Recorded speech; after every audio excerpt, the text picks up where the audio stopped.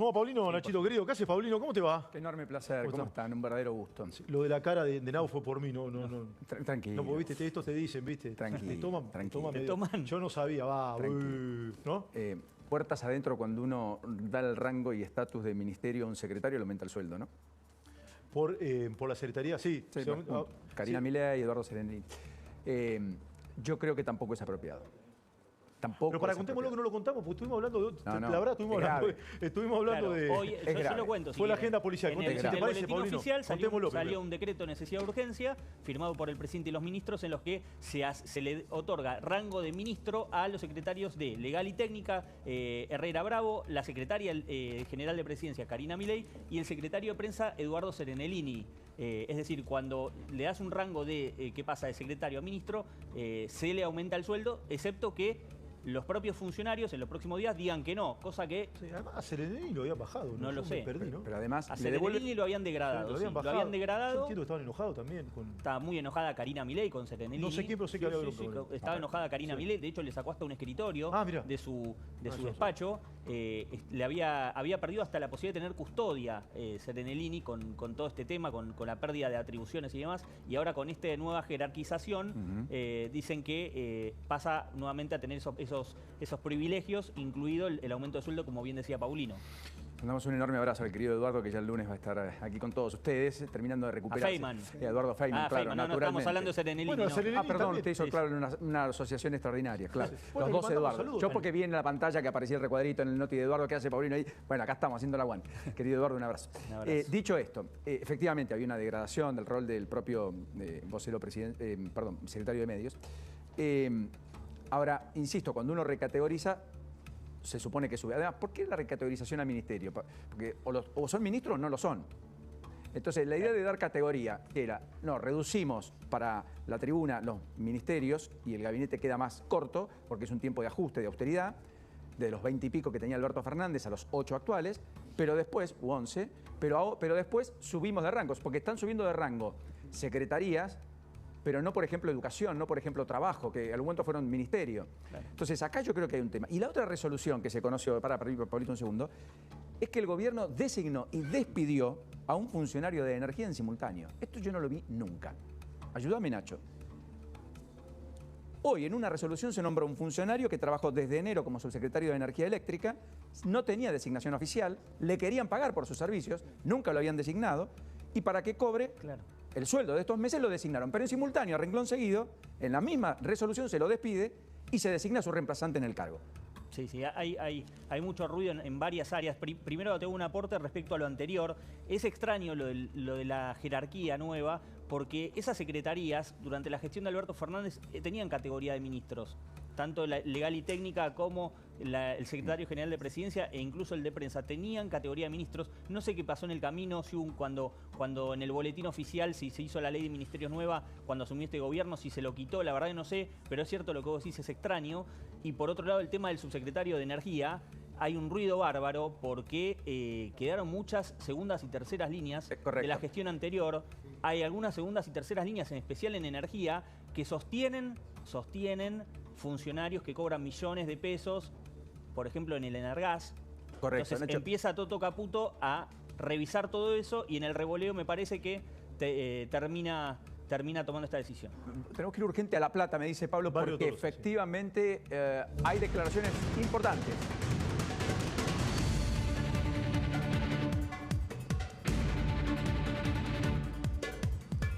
Un comerciante asesinó a un delincuente de 17 años que entró de esta manera en este comercio, se llama Donoto, sobre la avenida 520. Acá estamos con el fiscal Álvaro Garganta. Perdón, yo estoy escuchando algo en el retorno que nos está confundiendo un poquito, pero te decía, Paulino, que estamos con el fiscal Álvaro Garganta, que acaba de salir del lugar donde murió este hombre, este muchacho en realidad, porque se trata de un menor de edad, en manos de un comerciante que se vio asaltado. En principio sería legítima defensa, pero hay una imputación, ¿no es cierto, fiscal? Bueno, buenas tardes, Paulino, un gusto. En principio tenemos un hecho, mañana lo vamos a escuchar al comerciante y después resolveremos la situación. Pero hay una imputación, le preguntaba recién, porque no queda detenido, pero está imputado. No queda detenido porque entendemos que no existen peligros procesales, ni tampoco en el sentido, ni peligro de fuga. pero mañana se le va a recibir declaración por el hecho acontecido. Paulino, nos comentaba el doctor Garganta que hay una consigna para la familia de este comerciante, pero si vos querés hablar con él, el chat está escuchando. Sí, yo te agradezco mucho, Carlita. Está Esteban Trebuch todavía que con nosotros, Nachito Ortelli. Yo quiero que la primera pregunta se la haga Esteban, que ha seguido más de cerca el derrotero y el discurrir ¿Qué haces, de Álvaro? este caso. Álvaro, un abrazo. ¿Cómo andás, Esteban? ¿Qué haces, Álvaro, querido? ¿Cómo te va? Abrazo. Un gustazo hablar ¿Cómo contigo. andás, Nosotros amigo? no podemos resolver un caso por televisión, El ¿no? gusto es mío. Pero por lo que estamos viendo, el comerciante disparó adentro, el delincuente estaba armado, hay inmediatez entre el ataque y la defensa, hay paridad del medio empleado, uno entiende que es un 34 del Código Penal de legítima defensa, por lo menos por lo que pudimos ver por tele, Álvaro. Sí, mirá, hay tenemos el local, como muchos, que por seguridad está lleno de cámaras, hay cámaras afuera, hay cámaras adentro. Nosotros en este momento estamos sacando los DVR con cadena de seguridad y haciendo el levantamiento de rastros, así que el hecho seguramente va a estar filmado y se va a poder ver. Por ese motivo entendemos que por el momento no hay ni peligro de entorpecimiento ni riesgo de fuga, y en este sentido mañana se le va a recibir declaración al imputado porque... Pero no pasa la noche detenido. En principio no se dispuso ninguna cautelar para con el comerciante. Mañana sí se le va a recibir declaración en tenor del 308 para que él dé su versión de los hechos y explique las circunstancias en las que disparó. Por lo que usted está diciendo, doctor Garganta, entiendo que su primera mirada del caso es la de legítima defensa. En principio, las medidas cautelares tienen que ver con los riesgos procesales. Es decir, sí, está claro, no hay riesgo de fuga ni de que entorpezca la investigación. No hay ni de entorpecimiento de la investigación porque facilitó todo, ya ocurrió. Correcto. Ahora lo vamos a escuchar a él y esta discusión se va a hacer en libertad. Se va a hacer en libertad. O sea, si la discusión se va a hacer en libertad, quiere decir que la perspectiva es que mañana, cuando declare, tampoco quede detenido, en principio. No, en principio, repito que no observamos ningún riesgo procesal, pero bueno, la realidad es que estamos procesando las filmaciones, las estamos recién secuestrando y a la noche las tendremos que ver. Había víctimas, había gente que estaba comprando, entonces está declarando en este momento. Yo ahora voy a continuar con las testimoniales y cuando tengamos un panorama completo vamos a poder resolver la calificación. Ahora, Álvaro, del la otra persona que participó Sí, del hecho, que es muy nítido, que lleva en la moto, dicen que es Nahuelito, un delincuente con prontuario en la ciudad de La Plata. ¿Está prófugo? ¿Has dispuesto allanamiento? ¿Cómo es eso? Bueno, al principio sí, la policía está trabajando en procurar hallarlo. Doctor Álvaro Garganta, Pero gracias. todo eso corre por otro causa. No, Correcto. gracias a ustedes. Sí. Gracias a usted. Un Muy abrazo, amable. Esteban. Gracias, Álvaro. Gracias, Álvaro. Nos vemos. Sí. Un abrazo. Gracias, Carlita, impecable como siempre. Enorme abrazo, Carla. Muy amable. Gracias, muy amable. Gracias. Hasta luego. Ahí estaba Carla Richard. Bueno, un hecho impactante este, ¿eh? Sí, definitivamente. Bueno, sí, muy impactante. Vamos al Yao Yao si querés un ratito, por un instante, porque hoy no hubo almuerzo, no se quedó el almuerzo Javier Milei, pero sí hubo definiciones, hubo, yo diría, música para los oídos de muchos empresarios, según cuentan los que estuvieron ahí, y ustedes habrán recogido las crónicas, más allá de las protestas de UTGRA, la CGT, el petitorio que le entregaron a un funcionario, el paso de Sandra Petovelo alrededor de Milei.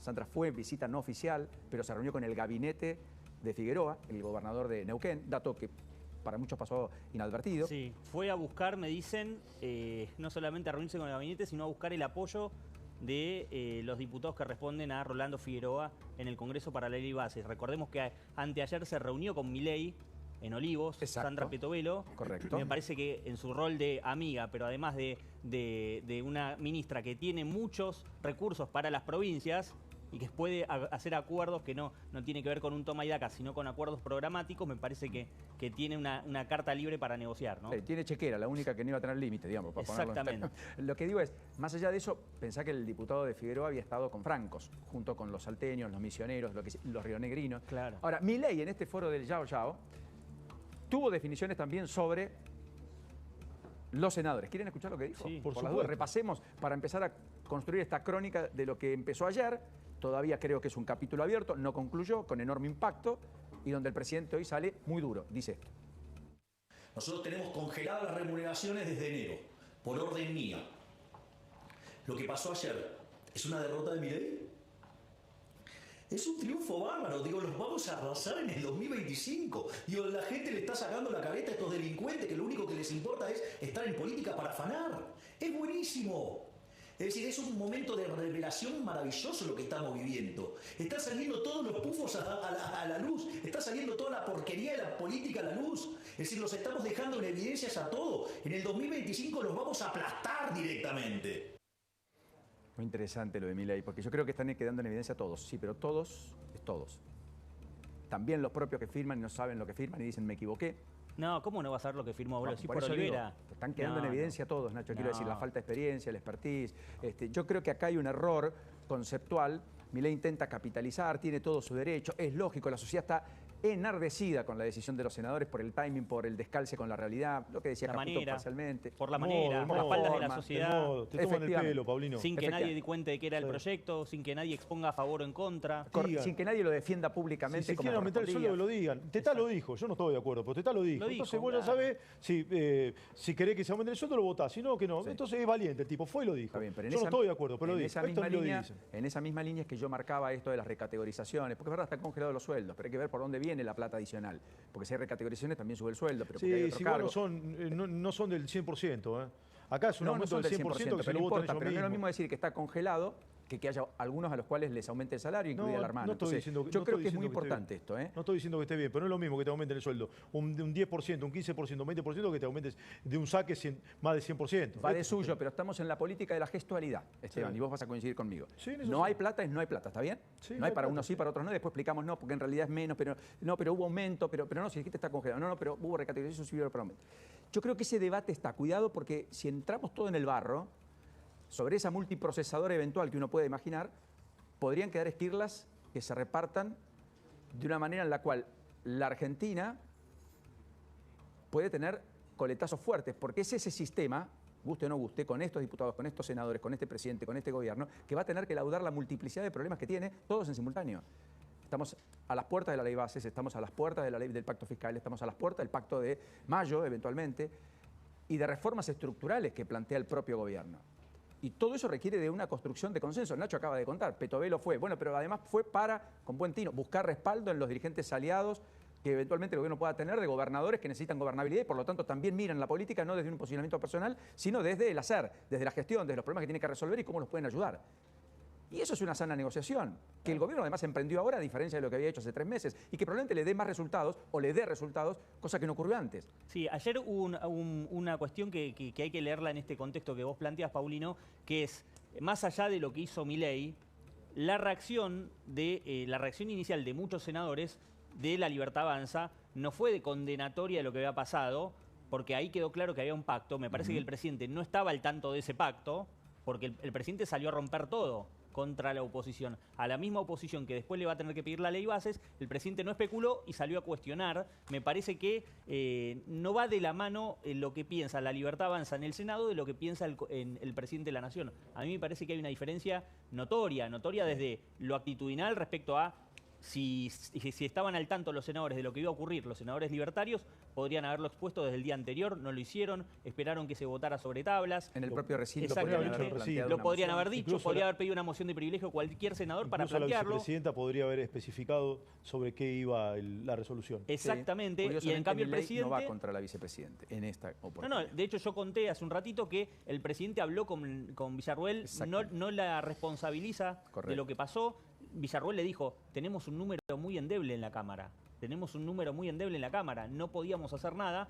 Milei, más allá de no coincidir con Villarruel respecto al aumento, no la cuestiona, no le atribuye y le reconoce que cuando tuvo que dar marcha atrás con el aumento a senadores y dependía de ella, puso la firma a la vicepresidenta pese a lo que pensaba en función de concederle eso al presidente. Es decir, que le estaba jugando bien. Ahora, está claro que hay un grupo de senadores, como decía Esteban, que no lo conoce el presidente, que no los conoce, que no los conoce individualmente, de muchos no tiene el teléfono.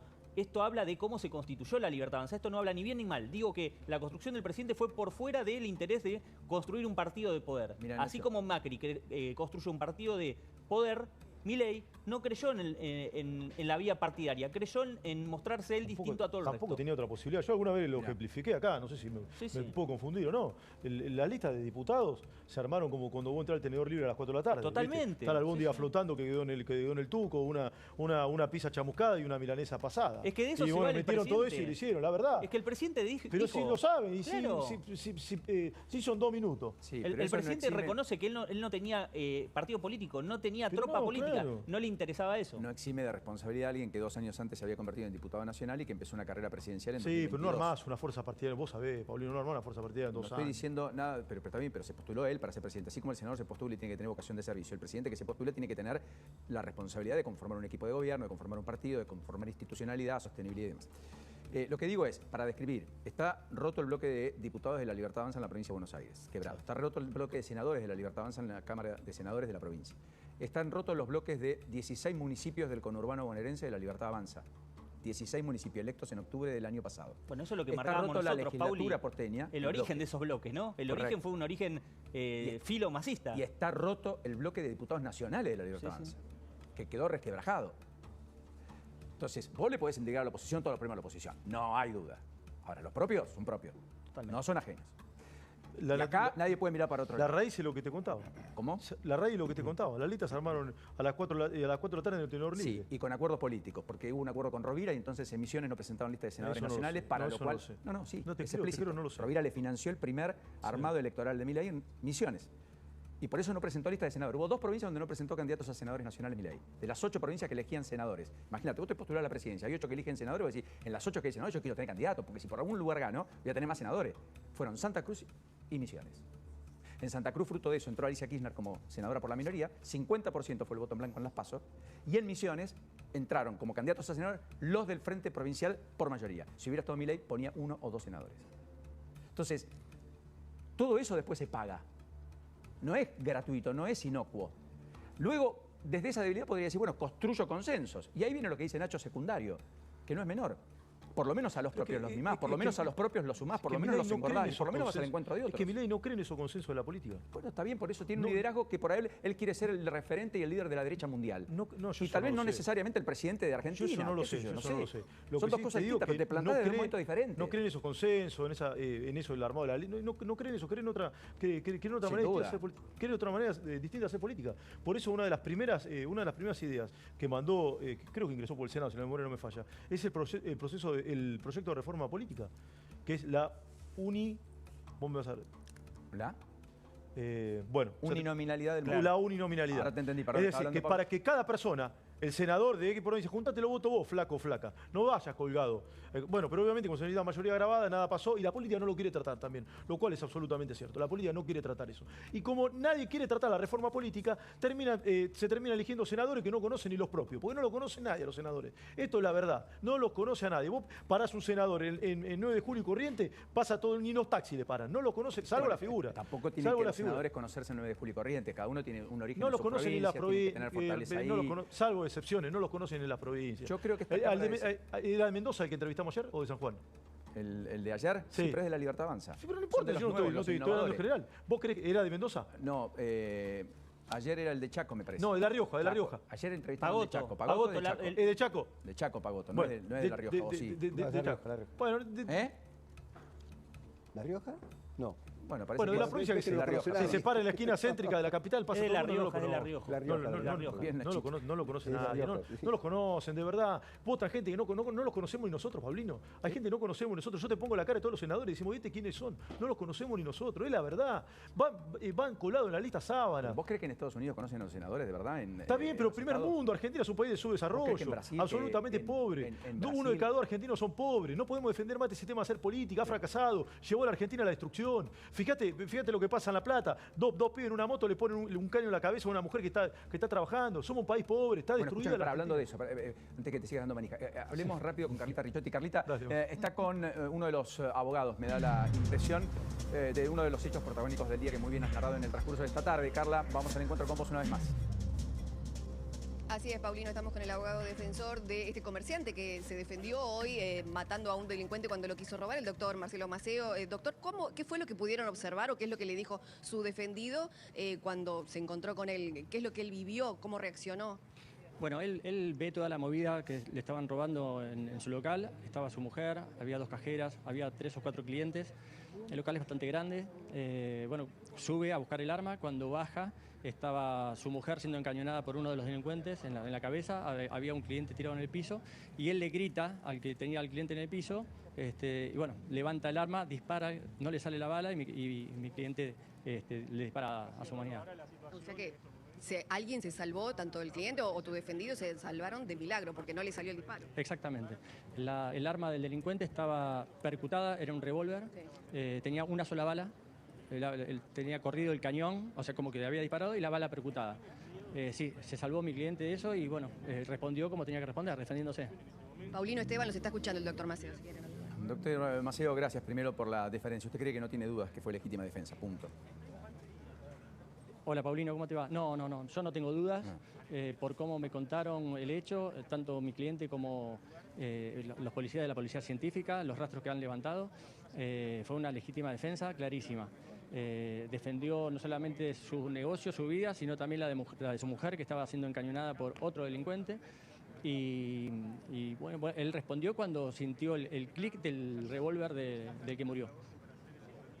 Qué impactante, ¿no, Esteban? Yo leí el relato, yo creo que no hay mucho más para dilucidar el caso. Han sido muy claros. No, el solamente, fiscal, si me permitís, sí, claro, Paulino. por eso te Doctor, ¿cómo le va? Trebuc le habla. ¿Qué va a pasar con el comercio? Porque están los Pelado, familiares ¿te puedo decir pelado? ¿Cómo? Sí, te puedo decir pelado porque te veo todos los días, de la mañana hasta la noche. Lo siento mucho, hay cosas sí. mejores para ver. Esto sí se puede hablar de un montón de cosas porque esto tiene que ver con la seguridad y con los 20 años de decadencia Claro. que nos trajo el kirchnerismo. Esto es justamente lo que sucede de haber tenido las políticas de seguridad que han tenido, obviamente permisivas, liberando presos y justificado a delincuentes, metiendo presos a policías que defienden a la gente. Esto justamente es producto de todo eso. No es un hecho más, es justamente la década ganada de la delincuencia acá. Claro. Doctor, ¿cómo le va? Nacho Ortelli acá. Le quiero consultar, teniendo en cuenta ¿Qué tal, Nacho? que el ladrón que termina siendo abatido tenía 17 años. ¿Qué opinión tiene usted de su experiencia de trabajar todo el tiempo en este tipo de situaciones respecto a la necesidad de una baja de la idea de imputabilidad? Porque, bueno, en este caso tenía 17, pero ha habido casos de 14, de 13, de 15, de ladrones que salen con un revólver debajo del brazo a hacer esto que hizo este sujeto. Sí, yo estoy completamente de acuerdo.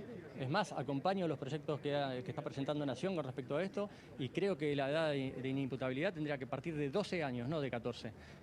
A los menores se los usa para cometer estos delitos porque saben que van a ser impunes y los mayores se lavan las manos y cometen los delitos y obtienen los resultados. Por lo tanto, yo entiendo que los menores que cometen delitos de adultos tienen que pagar penas de adultos. Totalmente de acuerdo. Doctor, ¿cómo conoció a la víctima? Porque la víctima es al que le robaron, definitivamente, en este contexto. ¿Hace mucho tiempo la Exactamente, sí. No, la conocí hoy. Entré a la causa por intermedio de otra colega que me llamó y bueno, me hice cargo de la causa. Suerte y éxitos por consecuencia. Le mandamos un abrazo, gracias por esta diferencia para con nosotros en este ratito ahí en la tarde. Dolorosa tarde. Un abrazo. Gracias a ustedes, Paulino. Muchas gracias. Muy gentil. Gracias, Carlita. Gracias, Un beso. muy amable. Bueno, Hasta luego. definitivamente no es el único caso que hemos tenido en las últimas horas, ¿no? A mí me impactó mucho también un caso en Villa Devoto, aquí en la ciudad de Buenos Aires, ¿no? Sí. Villa Crespo, perdón. Villa Crespo. Efectivamente, que ustedes hablaban también. Me da la sensación que también acá empieza a crujir, ¿no? El tema seguridad otra vez. Nunca se apaga, pero... Mirá, Paulino, vamos y yo venimos, creo ¿no? dos cosas centrales. El hambre y la vida, básicamente, la discusión en Argentina. Cuando digo el hambre, hablo de la pobreza, la inflación, la falta de laburo, el hambre y la vida. Y después vivir. el hambre y vivir. ¿Sabes por qué? En cualquier esquina del conurbano te pegan un balazo. Vos para afanarte el celular, la moto, la campera, la chancleta, o porque quedaste en el medio de una balacera de bandas narcos. Esto para mí es la verdadera discusión en Argentina. Y la política mira para otro lado. Y la inmensa mayoría de la política mira para otro lado. Discute, como decía ayer, ¿viste? Cuando llegó Cristóbal Colón estaba Romero con Pichetto a ver quién iba a la cuarta sección electoral. Los jesuitas traían la Biblia y ellos estaban discutiendo a ver quién encabezaba la lista. Esta es la verdad. Y así está la Argentina, destruida. Entonces ahora vemos, ¿firmó o no firmó? Y nos discutimos, peleamos, ¿sí? Mientras tanto, la inseguridad capea, la violencia capea, la mitad de los argentinos no morfan. Esto es lo que yo veo en línea general. Por eso me revela profundamente el incremento de los salarios. Y si me decís los funcionarios por el Ejecutivo también, me revela absolutamente. Porque discutir cuánto tiene que ganar uno con hambre me parece de una injusticia absoluta. Me parece una injusticia absoluta. Por eso es lo que dijo Lustó hoy, que dice, no, bueno, yo me merezco ganar más. Miré que Lustó presentó un solo proyecto el año pasado. Capaz que ese proyecto cambia al país, no tengo idea. Pero no lo votaron. Si se merece ganar más, bueno, puede ser. Si no, que renuncie, viejo. En Argentina no hay un mango. En Argentina no hay un mango. En medio de una balacera entre bandas, hubo una chiquita que murió en Córdoba y en Rosario le atacaron a tiros una casa y balearon a un chico de 14 años en el Palme Granero. Solo para contar casi un poquito hacia afuera lo que también pasa en el interior. Hubo 2 homicidios el martes, dicho sea de paso, en la ciudad de Rosario, aparentemente en un barrio por el control del narcotráfico. Un tema que todavía está pujante, que no tiene la belicosidad de otros momentos que vos has tenido que ir incluso a cubrir, pero que de todas maneras sigue. Las cosas no terminan, las cosas siguen, tienen mayor o menor intensidad, mayor o menor difusión, pero esa vida está trastocada de manera definitoria. En ese barrio, Tolosa, cerca ahí donde está el barrio del Mercadito, una ONG hizo un trabajo, La Plata Solidaria se llama, hizo un trabajo. Ajá. Y le preguntó a los pibes, creo que hasta 14 años, 2 de 3 tuvieron algún vínculo con las drogas. 2 de 3, bueno. Es una tragedia, es una tragedia. Bueno, ¿quiénes favorecieron esa tragedia? Y parte de la forma de hacer política en Argentina. Bueno, porque por el financiamiento de la política que nunca estuvo explicitado. Aparte de esto, no lo solucionás cambiando la economía. Esto son capas y capas. Correcto. De personas que crecieron no viendo a sus padres trabajar, que no tienen la cultura del trabajo, que no tienen una contención social. Estas personas, mañana la economía argentina vuela y el problema de la inseguridad lo vas a seguir teniendo porque también durante décadas, especialmente el kirchnerismo, se encargó de romper el contrato social con la gente respecto a si matás, salís al día siguiente o al otro día. Si robás, no pasa nada. Si tenés tres delitos en tu haber, igual salís, porque no les interesó nunca. Y se valieron del progresismo y del zafaronismo como método para hacer política. Y ponían de un lado a la oposición diciendo, son mano dura y nosotros somos los buenos. Y mientras tanto liberaban presos y todo lo que vimos. En la pandemia liberaron una cantidad de presos, se hacen todos los distraídos y nunca más los fueron a buscar. Entonces, de repente, detienen a estos, si a este pibe no sé, pero de 17 años. Mayoritariamente cuando los detienen tienen todos antecedentes o estaban siendo buscados. Nadie los ha buscado. Nadie los ha buscado. La Iglesia en este contexto emitió un documento duro, más allá del cuestionamiento de la política social del gobierno, etc. La Asamblea Plenaria del Episcopado habló de algo que está muy en línea con esto que estamos marcando, la pandemia silenciosa del narcotráfico. Yo creo que pandemia es, y ya ni siquiera silenciosa, que tienes que irlas todos los días, con un narcotráfico que está instaurado y que es el método de sobrevivencia y de progreso social de algunos sectores crecientemente en la Argentina.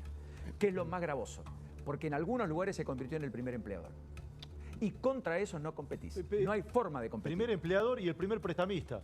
Además, sí, correcto. ¿Quién te pensás ¿cuánto te pensás que la primera boca de expendio para obtener plata, qué sé yo, en la Villa La Rana de San Martín?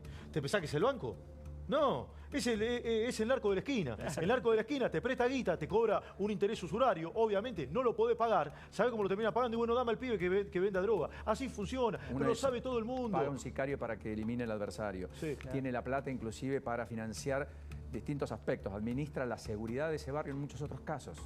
También eso es repliegue del Estado.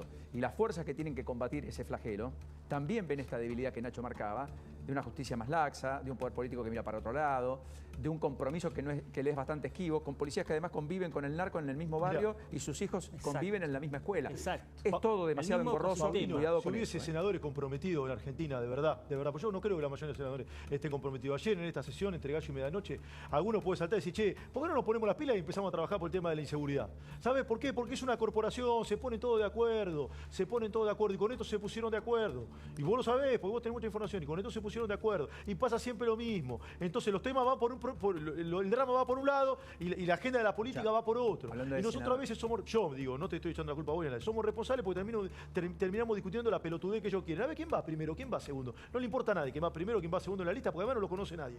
Perdón que vine así medio mal hablado. Yo pondría un matiz ahí porque la democracia implica elegir, la democracia implica poder ser elegido, la democracia permite la elección y el ciudadano es responsable y somos todos responsables y por eso miramos quiénes son. Creo que hay que elevar el debate público, creo que hay que incorporar otros actores, creo que hay que tener miradas disociadas, diferentes. Por supuesto, pero resolver los problemas Nada, digo esto simplemente porque si no la solución, bueno, cerremos el Congreso, ¿sabe qué? Ya está. Yo no dije eso, no, porque son toda una manga. No, yo no dije eso. O tiremos por la ventana. Yo creo definitivamente que la sociedad va a ser la que marque en su modo, en su forma, los límites. Electoralmente tiene un peso enorme. Al kirchnerismo se lo saca con el voto popular en noviembre del año pasado. La sociedad fue la que limitó el Cristina Eterna en 2013. Utilizó un instrumento, en aquel momento fue Massa. La sociedad buscó una esperanza, votó a Macri. Fue en búsqueda de una solución alternativa. No funcionó lo suficiente para vastos sectores, volvió al kirchnerismo. En 2021 castigó a ese oficialismo. Le dio el poder a un conglomerado, a una articulación electoral que era Juntos por el Cambio. Se terminaron dinamitando entre sí. Apareció como como consecuencia, el factor Milei, que como bien decía Héctor Torres, creo ayer con nosotros, no es una tragedia en la historia argentina, es la consecuencia de lo que ha pasado en la Argentina. Bueno, y acá estamos. Y esto es lo que tenemos. Yo no quiero cerrar el Congreso ni la educación pública. No, ya lo sé. Pero lo quiero dejar nítidamente. Primero, la universidad pública no hay que desfinanciarla, ¿sí? Yo creo en la educación pública y creo también en todas las instituciones de la democracia y fundantes de la República, como el Congreso. Eso sí, que sean bien administrados. Definitivamente. Que sean bien administrados. Que cada uno haga lo que tenga que hacer. Pero que sean bien administrados. Bueno, escúchame. Me calenté, perdón. Viernes. Es que no hablamos de política hoy porque tuvimos la inseguridad, no yo por otro lado y me calenté. Teníamos ganas de hablar de política. Todo. Bueno, me cargué con vos, perdóname. Gracias, querido Esteban. No, por favor, un enorme placer. Escúchame, lo del dedo meme. ¿Lo tenés lo del dedo? ¿Lo querés poner o no? La mano, lo que ustedes quieran, es el meme del día. Lo ponemos en el Paulita, ¿nos permitís? Mirá. Este no lo vi, este no lo había visto. Este te lo mando yo al equipo. Este es muy bueno Es un meme nuevo, ya. Este es muy bueno. ¿Qué va a ser? Bueno. Simplemente buen día. Nachito, querido. Buen fin de semana. Nos vemos lunes. Chao, pelado.